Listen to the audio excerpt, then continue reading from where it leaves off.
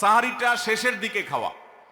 এখনো অনেক মুরব্বীরা আছেন গ্রামাঞ্চলে, তারা মাঝরাতে সাহারি খেয়ে ফেলেন, 12টা-1টার দিকে সাহারি খেয়ে ফেলেন।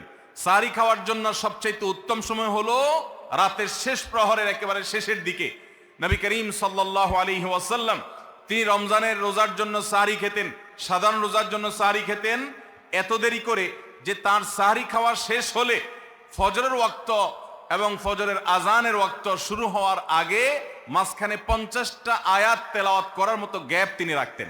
তার মানে তার সাহারি খাওয়া শেষ আর ফজরের ওয়াক্ত শুরু, এই দুইয়ের মধ্যে 50টা আয়াত তেলাওয়াত করার মতো সময় তিনি রাখতেন। তার মানে আনুমানিক 20-25 মিনিট সময় এতটুকু গ্যাপ তিনি রাখতেন তার সাহারি খাওয়ার পর। অতএব সাহারি শেষ সময় খাওয়া সুন্নত। এর মানে আবার এটা না যে মুয়াজ্জিনে আজান দিতে থাকবে ততক্ষণ পর্যন্ত, বাজা আজানের 10-20 সেকেন্ড আগ পর্যন্ত খেতে থাকবো, এটা সুন্নাহ নয়।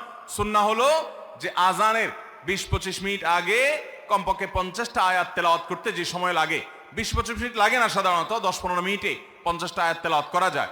তো এই পরিমাণ সময় অন্তত গ্যাপ দিয়ে তারপরে সাহারি খাওয়া। তাহলে শেষের দিকে সাহারি খাওয়া এটা হলো রমাদানের 5 নম্বর আমল। আমরা অনেকে শেষের দিকে সাহারি খাই না, অনেক আগে খাই। একটু শেষের দিকে খাওয়াটা হলো সুন্নাত। নবী করিম সাল্লাল্লাহু আলাইহি সাল্লাম বলেছেন, এই উম্মত মুসলমান জাতি ততদিন কল্যাণের মধ্যে থাকবে, তারা কল্যাণের উপরে প্রতিষ্ঠিত থাকবে যতদিন তারা সাহারি বিলম্ব করে খাবে, দেরিতে খাবে, শেষের দিকে খাবে।